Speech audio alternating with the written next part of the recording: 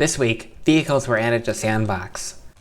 They're insane. This is currently what we have for the vehicle model.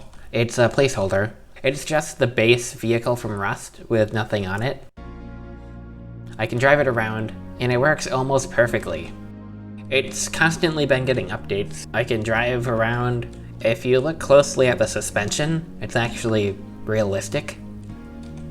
It feels way nicer to drive than the old Half-Life 2 vehicles. The physics calculations are a lot more advanced or something. So here's me driving around Construct. I don't believe this map Construct was updated at all this week. It looks like the weird block is still here. I've gotten myself stuck. I can actually grab my vehicle when I'm in it using the fizz gun and just fly around. I actually made a racetrack map the other day. So let's take a look at that. Here I'm in the menu, and if I go to the games tag, you'll notice this big search bar on the left side. Now this isn't functional yet, it's just cosmetic, but it's a really cool proof of concept, or a look at what we're going to have in the future. You can search for whatever you want. Obviously it doesn't work yet. There is sorting for trending, popular, and newest with different categories. Obviously these categories aren't final. Also down here we have options for the different game types. So there's single player and multiplayer, and then there's the different control options. So most game modes will actually support mouse and keyboard and controller, but I guess some might not support controller, or some might only be controller. And there's also a dedicated tag for VR, which will be really nice. Now yesterday, the Steam Deck was actually announced. So this looks like it's going to be Steam's competitor to the Nintendo Switch. It's a portable handheld gaming console, and it actually runs SteamOS. I figured I'd mention this because I've had a few people asking if S&box will run on the Steam Deck. Well, if we go over to the developer section, we can see Steam Deck runs on SteamOS 3.0, and thanks to Proton, your build will likely work right out of the box. What this means essentially is, yeah, S&box will work on it, but it's possible that only game modes that have controller support will work, but that'll be most of them. Obviously, it's too early on to know for sure exactly how it'll work, but I'm pretty sure most S&box modes will work with this. Now let's look at the racetrack that I made. It's pretty cool. It's called the N-Gon Raceway. Also, you see Liberty City is in here. This is from GTA 3. Somebody ported the whole map, and it works. So here's the map. I made this in about 2 hours. It's called the N-Gon Raceway. That's like a mapping term. When I was making this, I asked on Twitter for people to submit billboards, and people definitely delivered, so there's some pretty cool billboards in here. You wouldn't commit RDM. Sorry, Mom, I'm busy committing mass RDM on Dark RP. Let me spawn a car and go around the map. So it's a big highway kind of thing with very smooth roads and a couple bumps. Here you can see, I made this billboard, the future of gaming. There's little tests of skill, little ramps that you have to go over. Here's a billboard for the light tool. It's pretty crazy. This one's actually my favorite billboard. We need map the world. Now I'm going down a big hill with a little jump at the end. Now, I guess I've actually crashed. I don't know how I managed to do that. We need map the world. It's insane. Now, I definitely did not crash before, so let's look at this very cool jump. Wow, that's insane. The true test of skill. So the car actually goes up little sidewalks like this just fine. If it's pretty big, then you might go flying.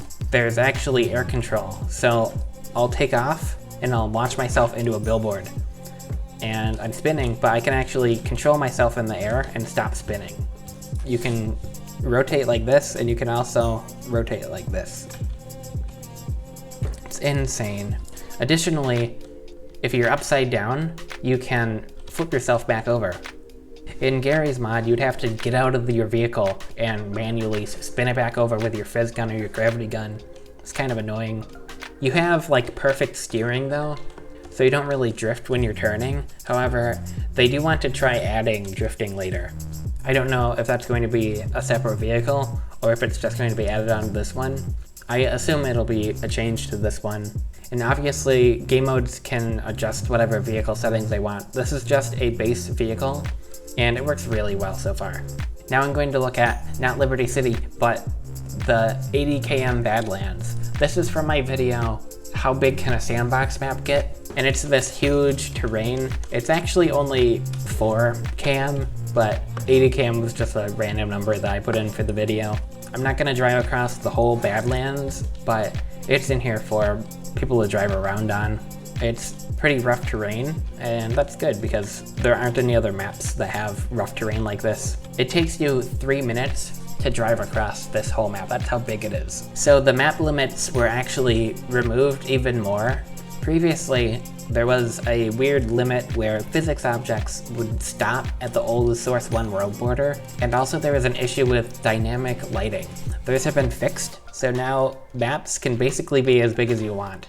There are still a few other issues. I believe visibility doesn't work properly yet, and I think there's still an issue with baked lighting where direct sunlight stops at the old world border, and it looks like there's just a big straight shadow covering a large part of the map. So this is actually Liberty City from Grand Theft Auto 3. The whole map was ported over to S&box, and it works almost perfectly. We have the different islands, and this is way bigger than what one regular S&box map could be.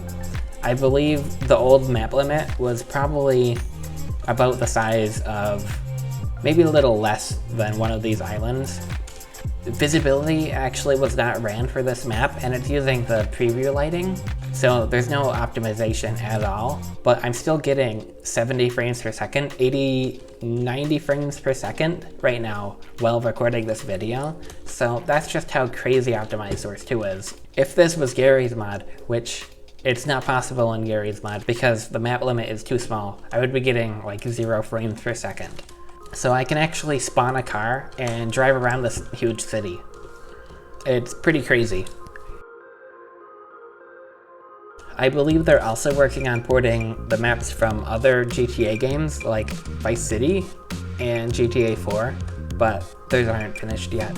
It's the whole city. I can go anywhere I want in the map, except for probably building interiors, because those work differently. I believe in the games you would like teleport to a different spot in the map and have a loading screen, so those probably aren't in here.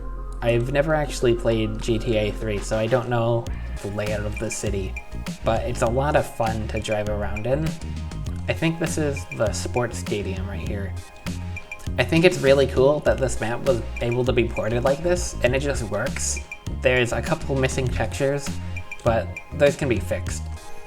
I actually live streamed yesterday showing this off. It was a lot of fun just driving around, and it worked on a server with about 8 players in it. I wasn't really lagging a whole lot or anything, except for when people started to prop spam and RDM, but that's how it goes with the Gary's mod and S&box.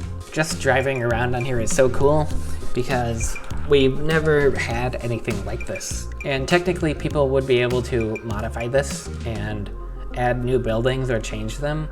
However, I don't know if this map will be able to stay around because porting content like this is actually like illegal. So it's possible that this will get DMCA'd and removed because like it is against the law. What isn't against the law is making your own map. So I've actually been planning on making a huge city map similar to this. I want to make a map that's roughly the same size as this. Definitely a little higher quality than this old, I don't even know when this game came out, probably around 2006 if I was to guess. Oh yeah, there is an issue with the water on this map. Oh, I guess I'm underneath the ocean right now. That makes sense. That's why I went through the water. I can actually hop over the little barrier here with the car physics. It's really nice.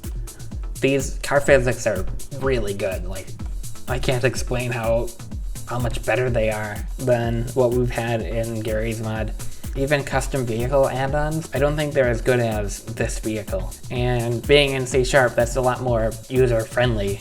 Or maybe it's not user-friendly. I just prefer C# a lot more than Luma. Here I'm at the docks. I really like these dock areas. Sometimes they let you go on the boat.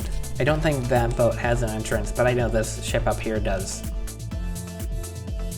Yeah, I made it up. Now, as I said, I really want to make a big GTA style map like this. I'm probably going to start planning it in a couple days, if not tonight. So if you have any ideas for a big GTA style city map, let me know. I want to add some really cool monuments and landmarks. Well, that's it. Like, comment, and subscribe.